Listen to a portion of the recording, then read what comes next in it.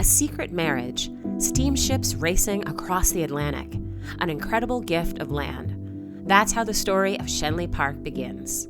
So it's a great story. I embellish it a little bit. This is Tom Murphy.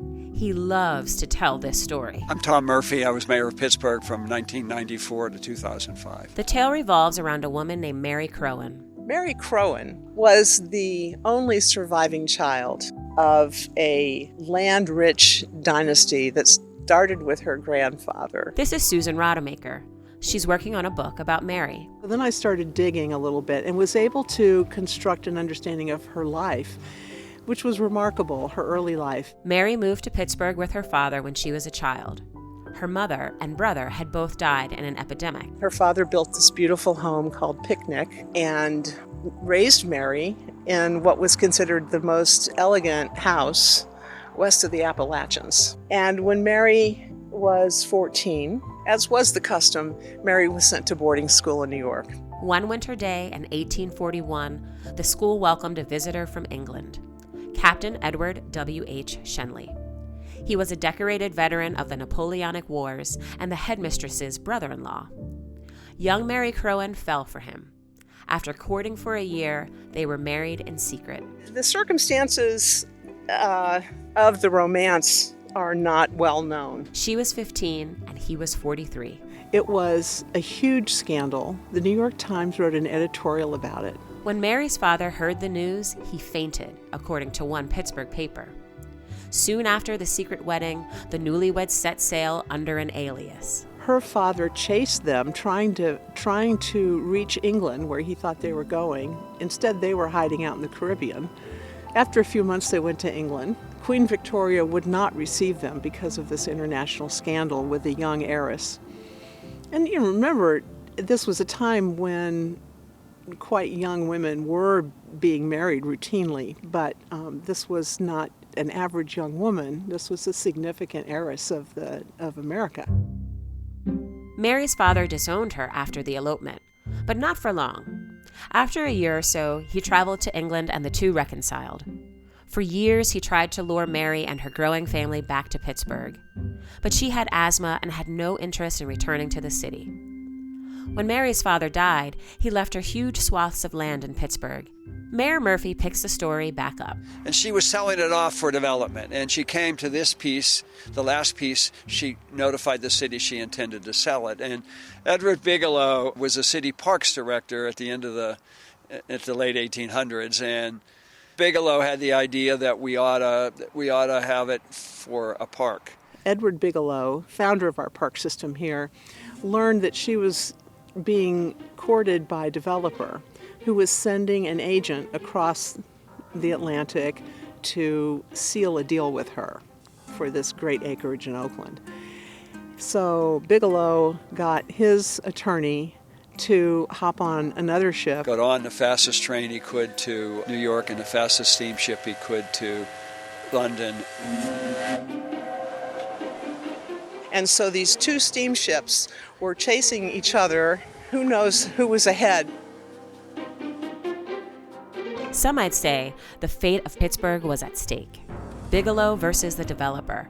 And Bigelow's lawyer got to England first, which meant they got to marry Schenley first. And he convinced Mary Schenley days before she was going to sign the papers to sell it to donate what we now know as Schenley Park. With only one condition, that the park be named for Schenley and that it forever be free. It's a wonderful story because, it shows, look at the value this has created in the city. Each park has their own story, and it's about vision. This is For the Love of Parks. I'm Camilla Rivera Tinsley. Welcome back to Season 2. We begin in the park that started it all. Schenley Park was where the founder of the Conservancy, Meg Cheever, used to take her kids to play when they were growing up. And by the 1980s, it was a mess. You can go back and listen to the very first episode to learn more about that chapter of the park's history. But on this episode, we're focusing on Schenley Plaza.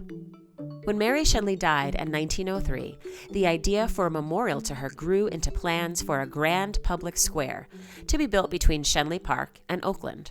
That's the area we now know as the Plaza. The Carnegie Library and museums were already there. and soon Forbes Field, where the Pittsburgh Pirates played from 1908 to 1970. In 1918, the city built the Mary Schenley Memorial Fountain. It was designed by Victor David Brenner, who was famous at the time for designing the Lincoln Penny. The fountain, officially titled A Song to Nature, features the Greek god Pan and a woman playing a lyre. Some say it looks like Mary Schenley washing her hair. Bigelow had always hoped the plaza would serve as a grand entrance to Schenley Park. In 1920, 2 rows of young London plane trees were planted that grew into tall, sheltering canopies that lined the plaza. But over the years, the plaza became less and less a park entrance and more a parking lot. By 1946, most of the green space was paved over. And in 1990, the city gave up all pretense of a pedestrian space. The last remaining island of greenery was removed to squeeze in 72 more parking spaces. And that's how it stayed until the Parks Conservancy got involved. My name is Meg Cheever, and I'm the founder of the Pittsburgh Parks Conservancy. And where we are right now is in Schenley Plaza in Oakland. And here we are, and it's a beautiful park, part of Schenley Park. And who knew that it was ever a parking lot? Remember the condition that Mary Schenley gave the city when she donated her land? It was supposed to be used as a park, not a parking lot. So in 1998, the Parks Conservancy, along with many partners, set out to claim it back as parkland. Momentum started to grow around the idea of a reimagined Schenley Plaza. In about 1998, the city and the Parks Conservancy worked on a master plan for the 4 largest parks in the city: Schenley, Frick, Highland, and Riverview. And this plan involved over 30 public meetings and extended over a year and a half. And one of the things that really surprised the public was to find that this parking lot in front of Pitt, which everyone called the Pitt lot, was actually park land. And that idea just grew and grew in the minds of the public, and everybody decided that this should be recaptured as a public space for people, not for cars. We set out to make Oakland a better place. This is Mark Nordenberg, the former chancellor of the University of Pittsburgh. He was designated the chair of the Schenley Plaza Improvement Project. All of us made financial contributions to the initiative to push it forward. Then, of course, there was the other thread, and that was the Parks Conservancy, led by Meg Cheever, who had their own ideas of what should happen here. And it was a wonderful convergence of groups and a blending of ideas that resulted in a fabulous project. When we were planning the park, we looked at what people call the desire lines. So we had people stationed in the parking lot watching where people cross the street and where they were trying to go all over the parking lot. And so they might be going from the Hillman Library to the Fine Arts Building, or to the Carnegie Library, or to the Cathedral of Learning. So one of the things that Sasaki, the architects, landscape architects of this park, did was to put those desire lines into the paths right here in the park, so that it's a park designed for where people actually want to go, to pass through. But the Parks Conservancy didn't want people just passing through. So there's a string of garden rooms, that's their official name, that have stationary cedar benches along Forbes Avenue, along with really elaborate planting beds.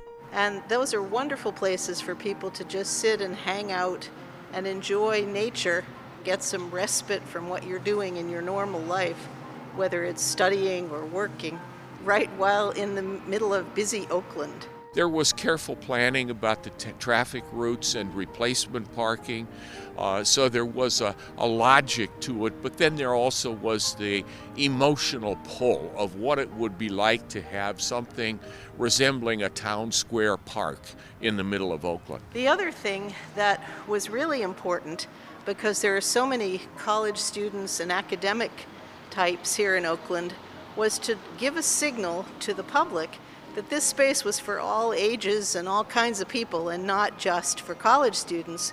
So that prompted us to include the PNC carousel in the planning. And that surely is a visible symbol that this park is for kids and families as well as everybody else. The Conservancy led focus groups to learn what people wanted from the space. They also looked to New York City's Bryant Park as a model. One of the earliest studies we did said that people wanted very much amenities in a park of a basic human variety, such as clean, usable restrooms, a place to get a snack or a drink, and park information. We put in some lovely restrooms. We have 4 food kiosks and a full-service porch restaurant, so you can have a snack or a drink or a meal. I'm not such a creative person, so I was more the get-it-done kind of guy, and I appreciate the products of the creative process.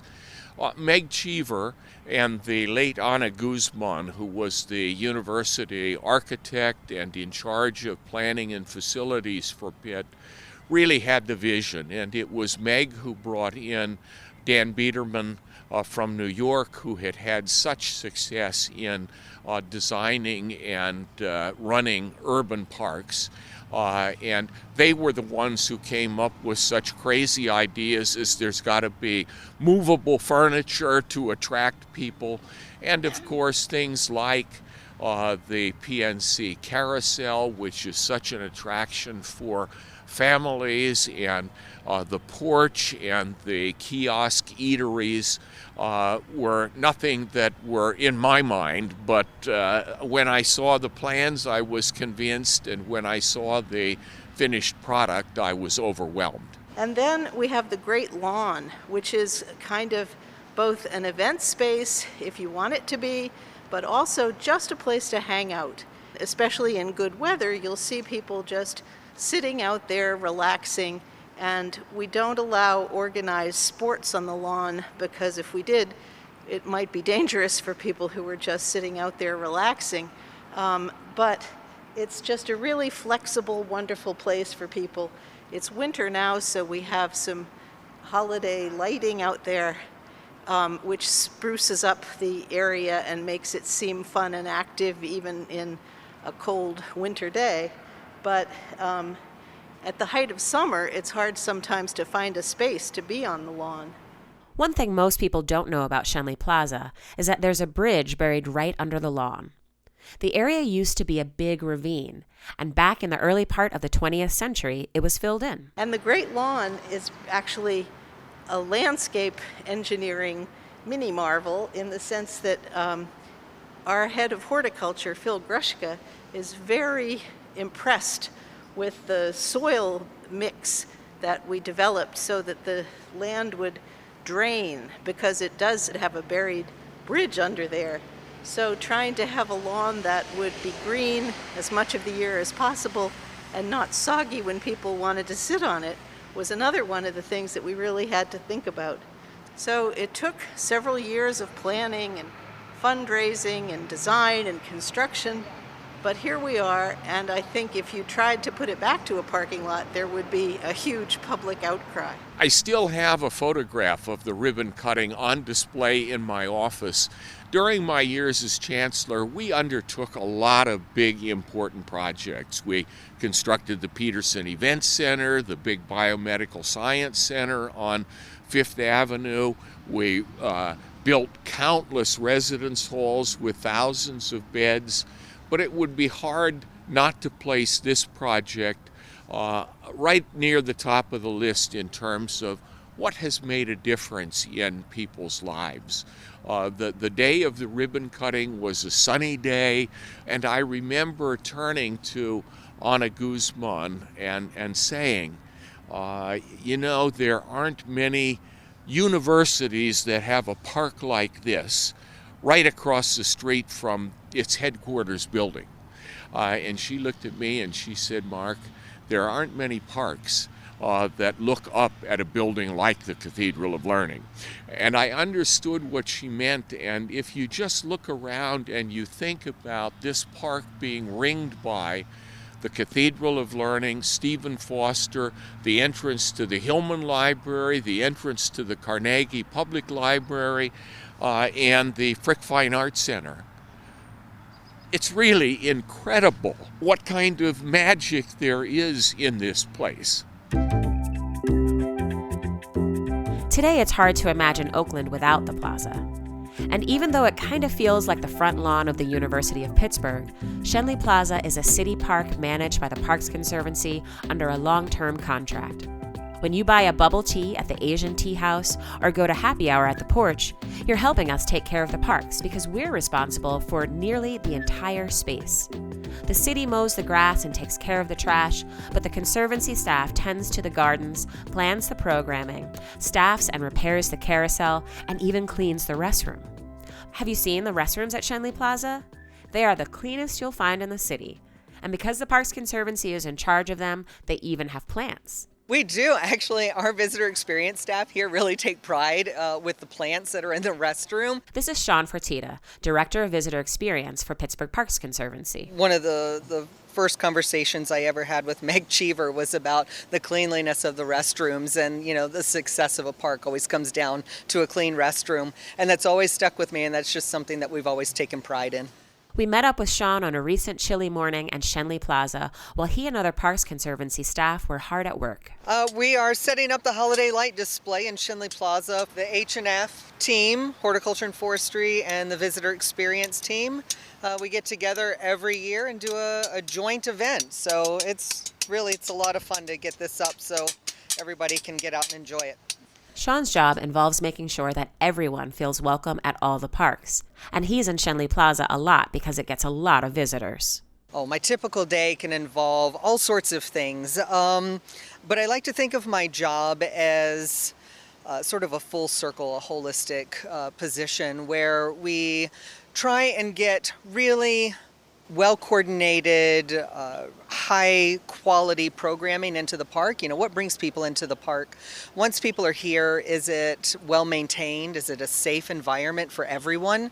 And then how do we capture those people and get them to be more involved in green spaces and in the Parks Conservancy, whether it be through volunteerism or to become a donor or just to participate in other programs? All right. Rolling forward, we are here for Parks Summer Soul Line Dancing. August 29th is Michael Jackson's birthday celebration. We're going to try to show us some music now.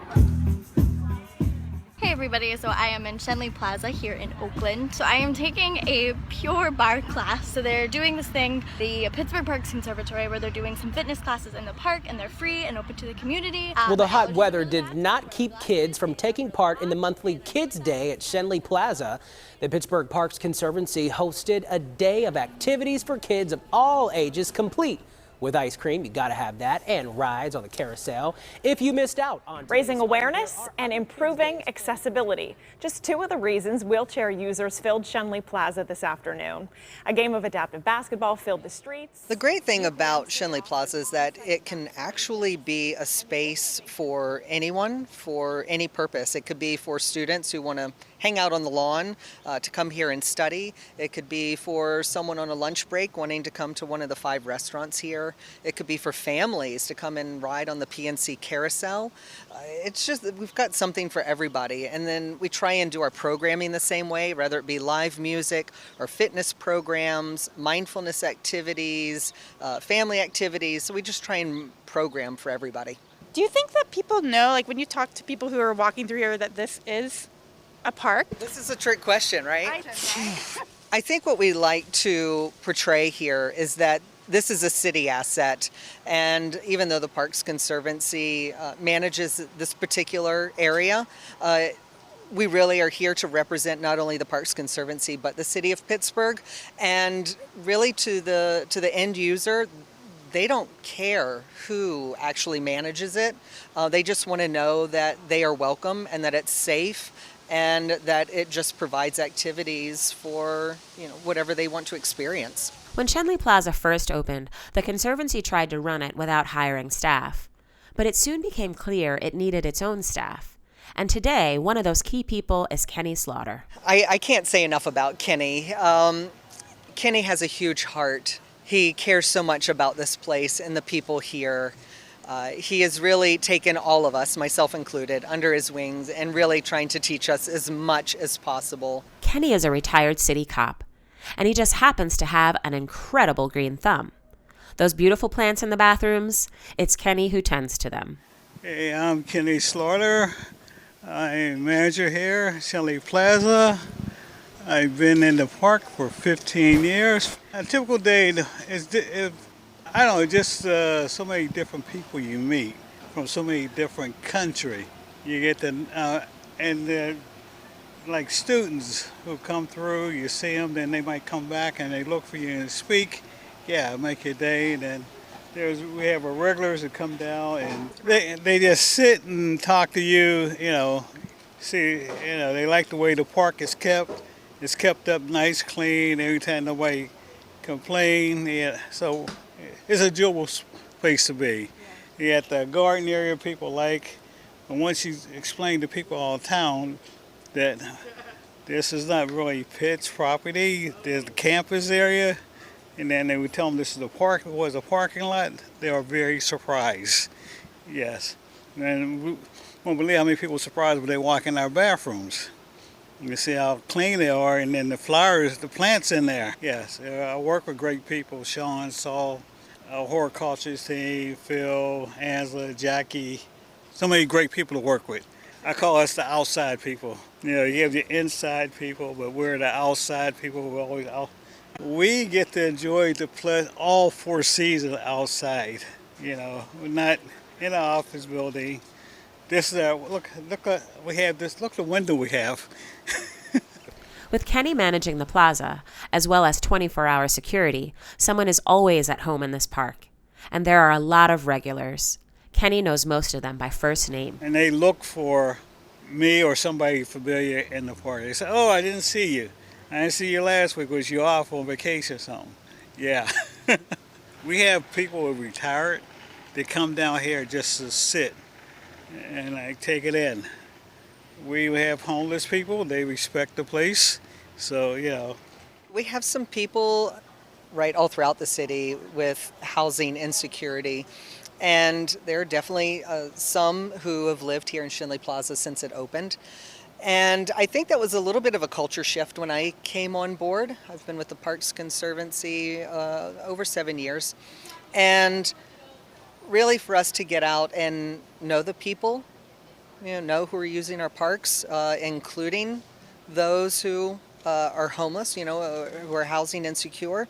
And we call them by name.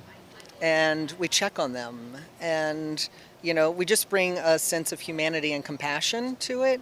Our goal isn't to kick people out of these public free spaces, that as long as everyone is here using the space with respect, and it's just a place for everybody, regardless of your background or what your circumstance may be. What I want for Schenley Plaza is to continue in this direction of being park user-centric and really listening to the people who use the park. We're in Oakland, which is one of the more diverse neighborhoods in the city of Pittsburgh. And for us as a visitor experience team to be able to tap into that and make sure that we really are offering something for everybody.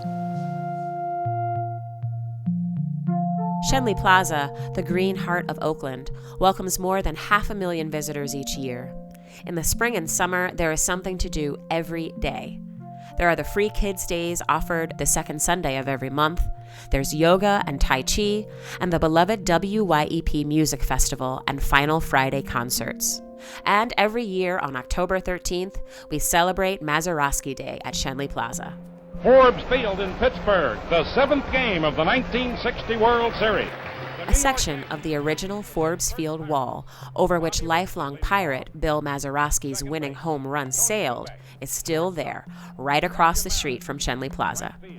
And fans gather at the spot to listen to the original broadcast of the 1960 World Series clinching game. The Pirate team batting average is .241. 100 points below the Yankees. Skinner on first and 2 out. The Porch Restaurant gets into the spirit by offering baseball snacks and drinks from a cart, and fans bring lawn chairs and enthusiasm. And when the broadcast gets to the point when Maz's home run sails overhead, all the fans yell, "We won again!"